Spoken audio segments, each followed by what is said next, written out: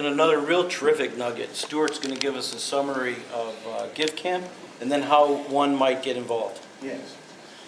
I'm about to tweet out a blog post I wrote about that event, so you can read Yeah, about and it. Stuart is incredible. He dialogued the entire day, wrote an entire I calendar. summarized all the speakers on Yeah, the he blog was- because it was just such a wealth of information, and if you don't make it yours, you know, too much of us go to conferences and we leave it there, and this is my way of sort of like, oh, my notes not only are shared for myself, but also online. So again, I'm Stuart Smith, website director at Notre Dame College, and I'm also, along with,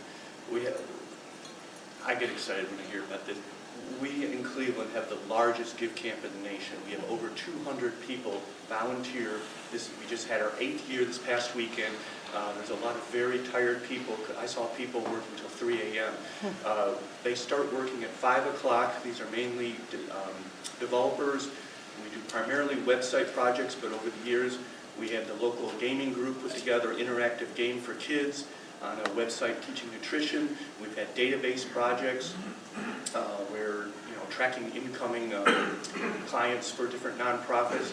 This past weekend, I know there was a database project, plus primarily websites. 20 projects were done. They come in at 5 o'clock on Friday, and at 5 o'clock on Sunday, we estimate about $500,000 worth of in-kind donation. Right now, we just put on the website an information form that you can fill out, just basically get an email notice. It really kicks off in the spring of the year. We look for nonprofits to apply. Not everybody gets in, but our real challenge this year is next year being the 9th year. It's really important to everybody in this audience is talk to your peers, especially if you don't, like you're a huge nonprofit, we're probably not going to service you because you have the budget. But if you go to professional associations, you know, the Professional Fundraising Association, some of the things going on in the Foundation Library, talk to your peers, talk it up. We get a great, I know via social media, the Cleveland Foundation, United Way, the Foundation Center, those have been very grateful because we're not asking them for money, we're asking them for nonprofits that we can give free tech to. So again, feel free to talk to me during the break, and if you just look for Cleveland GiveCamp, .org, or particularly this week, because it just happened, a lot of our people attended are writing very exciting blogs that are being shared on Twitter and Facebook, and it just, and this year the Metro Parks had fireworks. It was really cool. We were sitting on it takes place on what used to be the Hornblowers restaurant, so we're on Lean Dog Software and Burke Lake Airport, so we were right on the lake with beautiful sunset and fireworks and working all day and night making websites. How many groups did you have this year, and how 20. many websites did you finish? I was telling Kevin before we began, at Saturday night we had, out of the 20 projects that had submitted, we had 18 projects that we knew were going to be successful, but we had 2 that we were very worried about.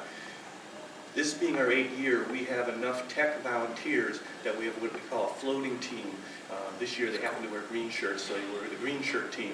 And we were able to get additional resources, plus as some of the other teams finished, we were able to get additional designers and developers. So while we had some projects that were risked not being successful, we were able to pull it off for the next day. So yes, we had of the 20 nonprofits that submitted for requesting proposals, all 20 were succeeded, and that also happened last year. One final little tidbit is the last 3 years we've actually sold out of tech tickets. We have so many, this community is so fabulous, the tech community, and again, you guys are being treated here today. This is part of this tech community. We have so many people that want to help you nonprofits, and the work that BVU is doing. What we're really interested in is how do we bridge, because they don't speak. I used to be a director of development for a nonprofit, and now I'm in the marketing department as the IT guy doing website development. So I sort of bridge both worlds and have passion about both worlds.